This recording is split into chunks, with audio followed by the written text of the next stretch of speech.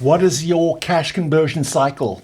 Is it long or is it short? Last week we discussed how to calculate your cash conversion cycle. So important for cash flow management. First thing we had to do was figure out what is your formula for working capital. Okay, let me give it to you right now. Formula for working capital is inventory plus receivables less payables. Why is it less payables? Because when you get terms from your suppliers, they are lending you money. And that money is in your bank, not your working capital. Your money can't be in two places at once. It's either in your bank or it's in working capital. So in this case, it's in your bank. You need to take it out of working capital. Now, your receivables, on the other hand, that's the cash is in your customer's bank, not your bank. So it's in your working capital. So you've got to add your receivables to your inventory. Inventory is sitting in your warehouse. You know where that is. Now, from that calculation, you can calculate, because that's just a number. That's just a big financial number, $1 million, $2 million, whatever it is. That's just a big lump. Okay, we need to take that lump and we need to turn it into a cash conversion cycle, which is like a timeline. And that timeline tells you from the second your cash leaves the door to buy inventory, and then it works its way through the system, you sell the inventory, and then you collect the cash. Now that timeline is your cash conversion cycle. And if you have a long timeline, it means a lot of cash is caught up in your business model. And if you can shorten that timeline, then you squeeze cash out of your working capital and it goes into your bank account. Nothing else is changing. You just shorten the cash conversion cycle. You squeeze cash out of the cash conversion cycle into your bank account. Now, how do we take that big number and turn it into a timeline? Easy formula, same formula as we applied for your working capital. You're just going to convert it into days. So we'll start with inventory. For the inventory, you've got to figure out what is the average cost of sales for a day of your business. And you need cost of sales, and that must be product cost. How much product in cost terms are you selling? Not sales price, because that's marked up. Inventory is at cost. You've got to find the average cost per day, divide it into inventory, and you'll get a number of days. And if you're a product brand, it's going to be probably quite a long number. It might be 90 days, it might be 100 days, it might be 120 days. Long period of time is not good. You want it to be shorter. But at least we have the number. Now, receivables. Easier calculation, just divide your receivables by your average daily sales. That's going to give you a number very similar to the credit terms, hopefully, that you offer your customers.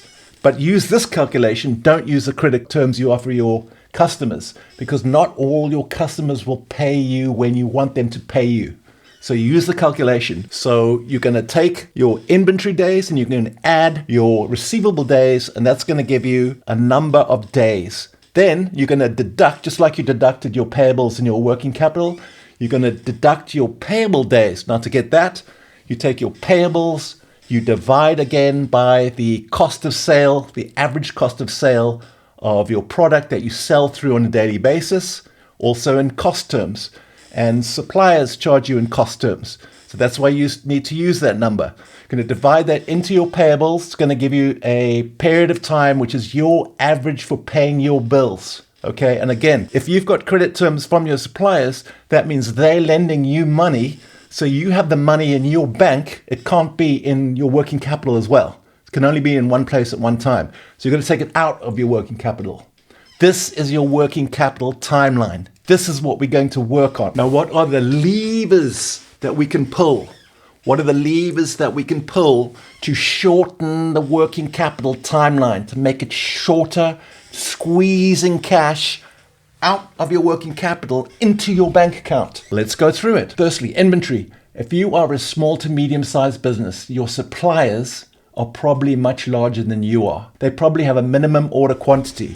And that minimum order quantity probably isn't small enough for you, because you want to have a really small minimum order quantity so you can get that inventory in the door, sell it, get the cash back, and recycle. So it's even worth spending a little bit more on a smaller quantity per unit if you can get the cash back faster. So the first thing to do is talk to your suppliers, get the minimum order quantity down, get it as small as you can get it. Even if you pay a little more, it's okay. We want cash. We care about cash. Cash keeps the business alive. Now, your receivables. You're probably selling to big box retailers if you're a product brand. Those retailers tend to dictate terms to you. When you first start working with them, you're going to have to accept their terms. But every month, you want to be on the phone begging them to give you better terms. If they gave you 45 days, try and get 30 days. If they gave you 30 days, try and get 15 days. Do whatever you can to reduce that timeline. Similarly, if you are in a situation where you have not got credit terms from your suppliers, so they are not lending you money, if you're paying them in full before you've received the inventory, you're lending them money. They've got your inventory, they've got your cash, which means that cash is not in your bank account. It's in your working capital. So now what you're doing is you're lending money to suppliers, you're lending money to your customers. You are the bank. Everybody's borrowing money from you and you've got none to run your business. Bad. That's not good. We want to move away from that. So what you're going to do with your suppliers is you're going to get credit terms. You're going to get credit terms. And the way you do that is you start by paying all your bills on time. When they want cash, you pay them immediately. Then, once you've built up a little history of being a good payer, you start asking for terms. And you ask them for terms. Every month you ask them for terms. You get on the phone, please give us terms. And then get to a situation where they're lending you money. So they ship you the inventory, then you pay your bill in the 30 days. Not you pay the bill, then you get the inventory, which happens to a lot of small businesses. All right, guys, I hope that helped. That is our cash flow exercise for today. Again, calculate your company's cash conversion cycle. Drop it in the comments. Let's discuss how long it is, how long it should be, the levers that you can pull to make it shorter. Please hit the subscribe button if you want more of this content. I got a lot where this is coming from.